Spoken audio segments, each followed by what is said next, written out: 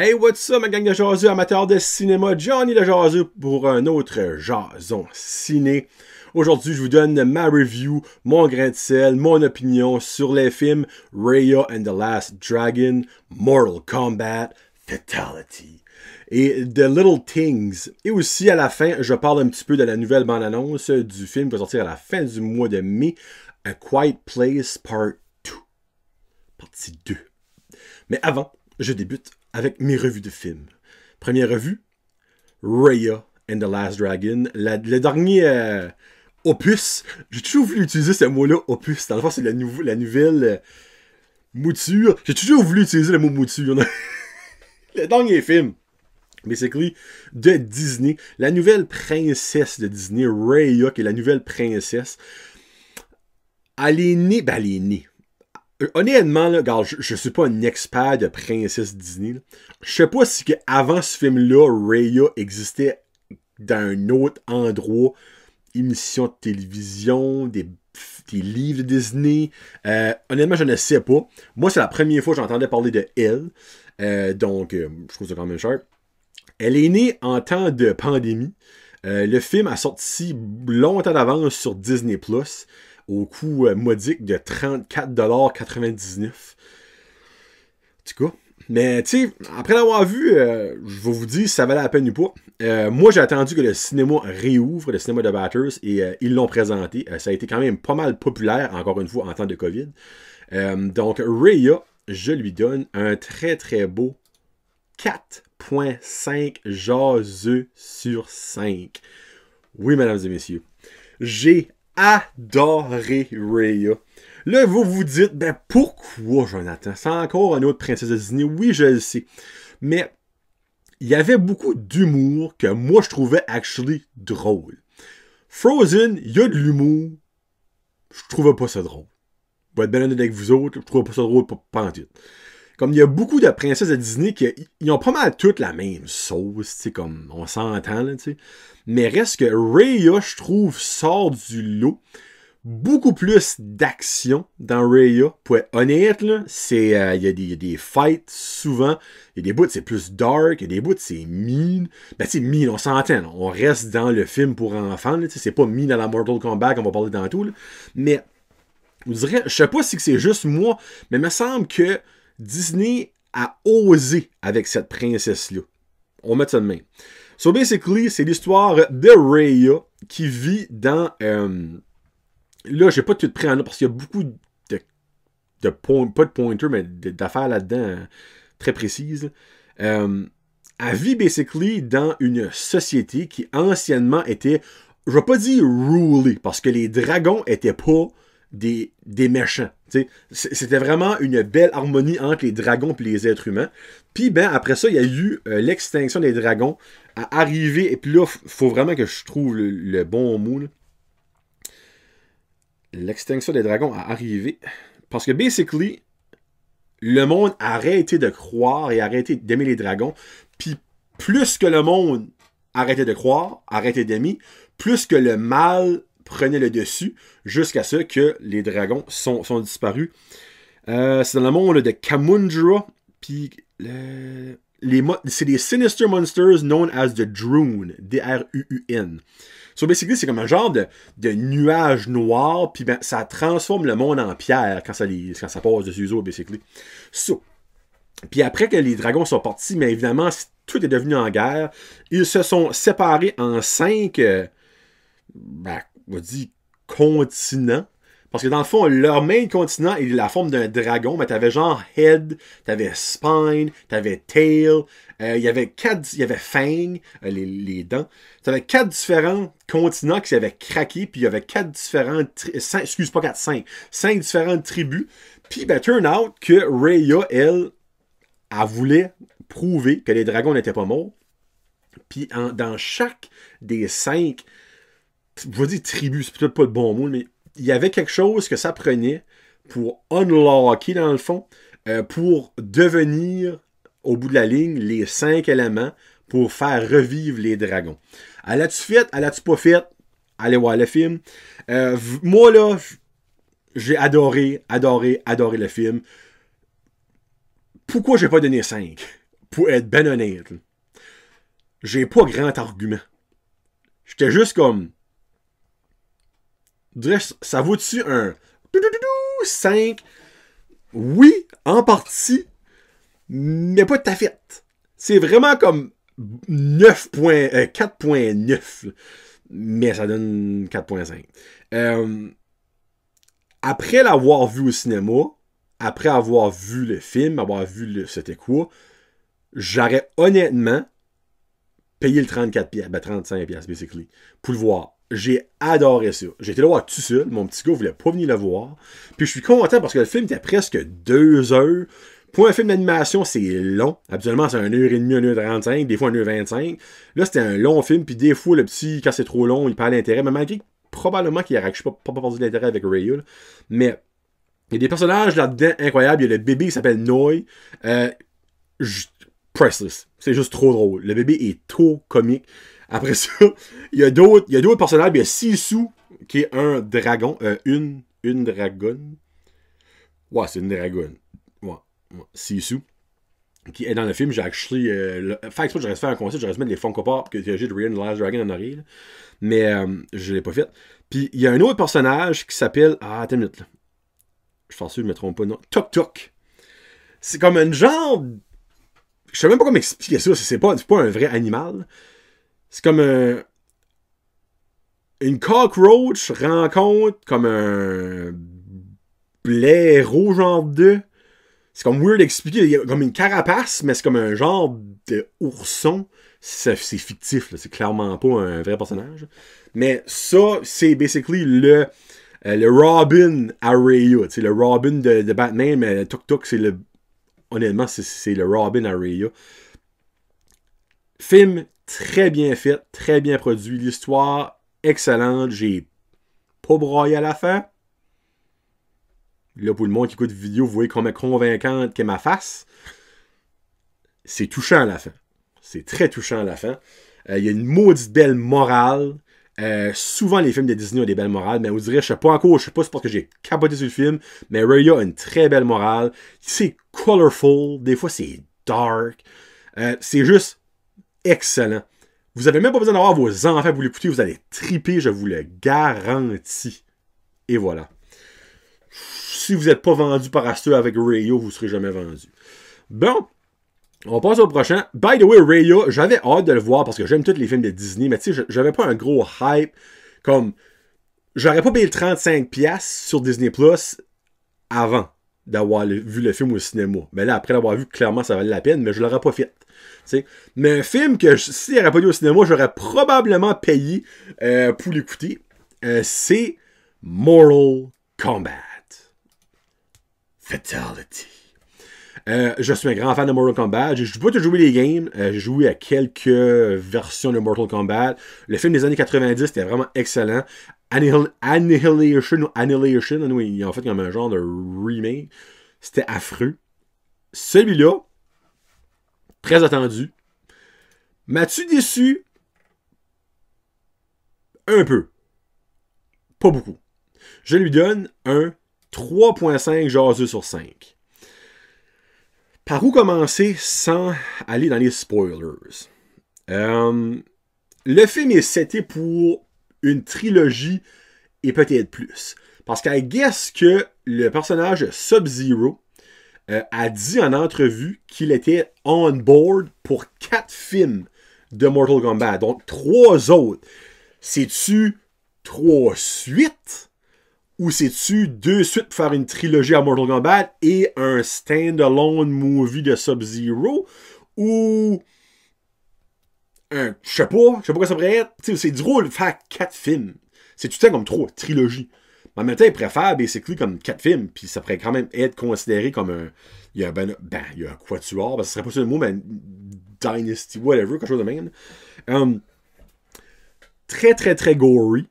Beaucoup de sang, beaucoup d'organes qui volent partout. Beaucoup de scènes de combat. Un petit point négatif. Beaucoup de scènes de combat. Souvent, les scènes de combat, pas assez longues. Ça fait-tu la que je viens de dire là? Exemple. On va dire, il y en a plus que ça. Là.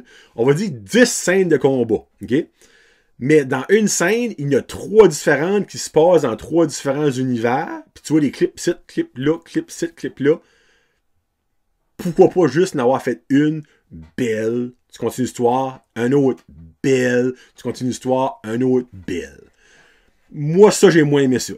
Parce que dans Mortal Kombat, c'est ça que le whole point de la story, c'est des fights. Puis il y en a parsemés, il y en a des belles, longues. Et ça sonne bizarre, cette phrase-là. Il y a des belles scènes de combat longues. Pardon. Mais pas assez. Puis le film aurait pu être plus long. Le film est même pas 2 heures. Moi, j'aurais mis ça 2h10, 2h, quand même 2h30. Hey, ça fait des années que le monde attend pour un reboot de Mortal Kombat. Les personnages, le acting niveau, ben on s'entend, le acting, comment t'as besoin d'être bon pour acter dans Mortal Kombat, c'est pas comme si ils font gagner des Oscars, là, ou confirme que non. Là. Mais je trouve que le casting a été bon pour les personnages X, Y et Z, que je ne vous dirai pas. Mais vous savez que Sub-Zero est dedans, puis vous savez que Scorpion est dedans, parce qu'ils sont dans toutes les prévues. Et c'est un nommon. Ça, vous savez qu'ils sont dedans. Mais moi, il y a 2 de mes préférés, un gentil, un méchant, que quand je jouais, ou que je vais jouer à Mortal Kombat, je prenais souvent, ne sont pas dans le film. Et je ne comprends pas pourquoi. Parce que c'est des main méchants et main gentils. C'est comme si que tu ferais un film sur, basically, la Ligue nationale des années 2000, puis que Crosby serait pas dedans. Comme, what the fuck? Tu sais, comme, ça va là, mais il y en a 2. Mais à la fin du film, il y a un petit... il n'y a pas de post-credit scene, mais la dernière scène du film, basically, tu vois quelque chose qui, s'il y a une suite, je me croise les doigts parce que honnêtement, j'ai vu qu'il y a une suite. Le gentil que je parle de serait dedans. Parce qu'un des personnages s'en va voir un des personnages dans le film présent s'en va voir ce personnage-là. Donc, je le souhaite. Que j'ai moins aimé, bien évidemment, les fight scenes pas assez longues. Je trouvais que le plot était garoché. Tu sais, on dirait Mortal Kombat, tu t'attends à voir, ok, ils se préparent, les équipes se font, oh, petite fight là, petite fight là, là, le summum monte, là, on atteint le pic, et c'est le tournoi de Mortal Kombat Tournament. Mais c'était pas ça. Puis j'ai pas aimé ça. C'était basically comme il a commencé, comme, même pas à la fin, le combat final, commencé juste, là, quelque part, c'était même pas censé d'arriver comme qu'il mentionne dans le film. J'ai pas aimé ça. Moi, dans les films de même, je veux avoir la montée. Là. Comme tu t'excites. Comme, oh yes. Oh oui. Oh yes. On arrive. Là. Oh, ça s'en vient. On est là. Ça, c'est comme, oh yes, ça commence. Pac, on est là. Comme, à minute. Là. Comme, laisse-moi m'agripper au personnage. Laisse-moi l'aimer. Laisse-moi en détester. Garoche-moi pas tout de suite ça dans la gorge. Là, comme, attends. Mais, les personnages comme qui sont dedans, exemple, je dis Sub-Zero et Scorpion, là, sont vraiment on point, là, comme excellent. Leur move, leur pouvoir, c'est perfect. Mais c'est ça. Pas assez long. Le plot garoché, c'était pas bien ploté. Là, comme, moi, j'ai pas aimé ça. Et les fights auraient dû être plus longues. Mais reste que c'est un maudit bon divertissement. C'est vraiment entertainant. Comme le film a fini, évidemment, c'était pas date long, mais ça finit, je suis comme, ah, non, déjà, j'en veux plus. So, ça a actually vraiment bien fait au box-office. C'est vraiment, encore là, en temps de COVID, là, on s'entend, ça n'a pas fait 1 million la première 20 semaines, là. 1 billion, je veux dire. Mais, moi, écoutez-les, comme là, il est plus au cinéma, actually. Mais, je dis ça peut-être à Dieppe ou au Québec, là, wherever que vous êtes, là. Mais ça vaut la peine d'être écouté. On s'entend. Si vous aimez Mortal Kombat, là, comme ça, je ne ferais pas écouter ça à ma femme. Elle durait, je pense. Honnêtement, là, avec la même le film à starter, elle t'offrait 6 minutes. That's about it. Là. Et voilà. Bon. Petit drink d'eau, actually. On commence à avoir des pasties. Finis ça avec The Little Things. Un film avec Denzel Washington, Rami Malek et Jared Leto. Je lui donne un beau 4 jasés sur 5. C'est basically l'histoire de Deke. Ben là, je pense que je le dis bien. C'est D-E-K-E. Deke. Dick. Pas Dick, là, mais oui. On va dire Deke. Parce que c'est Joe Deakin qui est son vrai nom, puis son nom c'est Deke. Et Jim. So basically, Deke, qui est Denzel Washington, c'est un vieux de la vieille, un député, qui était un kingpin de la police. Ben, pas kingpin dans le sens de mafieux, kingpin dans le sens de très très bien reconnu, a fait des grosses arrestations, a formé beaucoup des gros dossiers, des gros cas. Puis ben, il y a quelque chose qui est arrivé. Puis, ben, il y a eu des problèmes cardiaques, ça s'est séparé avec sa femme, il a perdu ses enfants, dans le fond, en cause sa femme s'est pas avec, il a pas perdu ses enfants au niveau de décès. Là. Mais dans le fond, il a tombé en bas du baril. C'est comme, il a tombé dans le fin fond. Là. Puis, ben, il travaille, il est encore député pour un petit village, ou peut-être une ville, actually une ville. Puis, il n'y a pas grand-chose de passionnant qui se passe là-dedans, on met ça de même, tu sais. Puis, ben, turn out que, pour son travail dans sa petite ville, faut qu'il se rende à son ancien poste de police, là où il était le chef et le kingpin. Puis ben, tu vois qu'en rentrant, comme il y a des histoires de pas finies. Hein? C'est comme unfinished stories, mais... puis ça commence là. Sur lui, il rencontre la première fois Jim, Moi, Jim. C'est-tu Jim, j'ai dit? Moi, Jim. Jim, qui est joué par Rami Malek, qui est présentement sur un serial killer de femmes. Puis, ben, turn out que le dernier case que Deke ait travaillé là-dessus, ça qui l'a basically fait faire un burn-out, puis sa crise de cœur, puis tout ça, c'était la même affaire.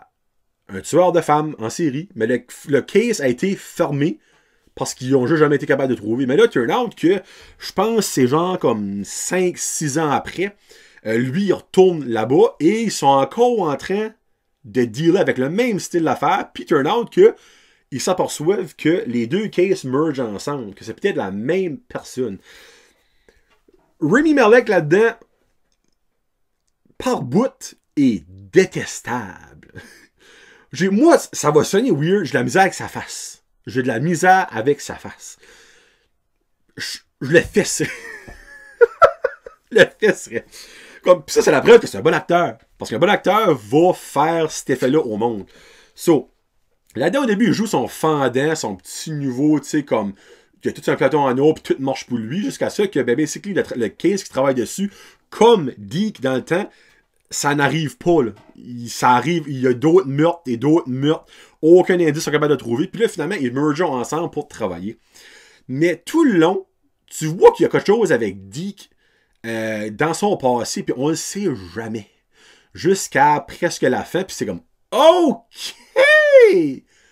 That went down, OK? So, c'est comme la main twist du film. Puis là-dedans, il y a Jared Leto, qui est un des suspects numéro 1 pour toute cette affaire-là. Mais, mesdames et messieurs, OK, je sais, il y a beaucoup de monde qui dit, Jared Leto dans Joker, c'était dans... quelque chose de Joker dans Batman, dans Suicide Squad, c'était une joke, concept, Joker, dans le sens qu'il était pourri. Moi, je agree pas. Il était pas pourri. Il était pas excellent. C'était pas Heath Ledger, on s'entend. Là, mais c'était pas affreux. Mais là-dedans, il est incroyable. Comme, j'avais des chills à chaque fois qu'il était à l'écran. Au point que, comme, par bout, j'étais comme, hey, c'était malaisant à force qu'il était bon. Là, comme ça faisait peur. Là. So, anyway, ton autre de ça, c'est un gros murder mystery. C'est 2h10. Ça vaut la peine à 100%, sauf la fin qui m'a laissé sur mon appétit. Mais la fin était voulue. Parce que après le film est fini, moi j'étais comme non. Je veux avoir de l'info. Et j'ai été lire le directeur du film, le directeur du movie, bilingue site, a expliqué. Je suis comme OK. Je vais le prendre, mais pourquoi tu l'as pas mis dans le film? C'est ça que tu viens de dire là. Tu sais? Vous allez comprendre si vous écoutez le film. Exactement ce que je veux dire. Mais j'ai enlevé comme un bon 0.5 pour la fin qui m'a comme oh pourquoi ça fait 2h10 que je suis là-dedans moi là puis comme j'ai de l'anticipation quand on embarque puis je suis comme yes comme Mortal Kombat on n'avait pas eu le pic là, mais là-dedans le pic est arrivé puis j'étais comme ah fuck j'ai trop envie du pic mais c'est bon le acting est excellent sur IMDb c'est 6.2 je peux pas comprendre que ça pas au moins 8 comme c'est Jared Leto, je vous dis encore, est mental. Il va more than likely pas avoir une mention aux Oscars pour ça. Il le mériterait. Il le mériterait, je vous le jure. Il est chillingment bon dans ce personnage-là. Personnage de Albert Sparma. Tu sais, c'est notre famille, Sparma. So basically, les 3 films que je vais mentionner aujourd'hui méritent, selon moi, d'être écoutés. C'est totalement différent. On a un film d'animation, un film d'action à 100 000 à l'heure et un murder mystery. Quel qui est votre type, écoutez-les et laissez-moi savoir ce que vous en avez pensé.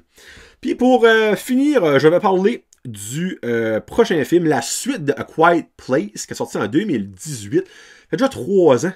Mais ça semble calvaire, ça vient de sortir comme 2 jours passés.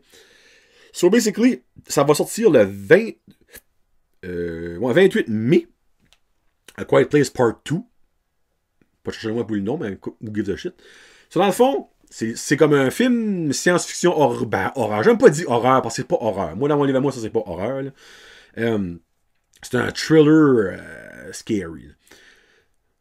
Qui, basically, moi, m'a donné des crises d'angoisse, ce premier, là, comme dans le film. Là. Il y a des bouts, là, j'hyperventilé. C'était comme. T'arrêtes. Comme. Le haut point du film, c'est qu'il y a des monstres qui attaquent quand il y a du bruit.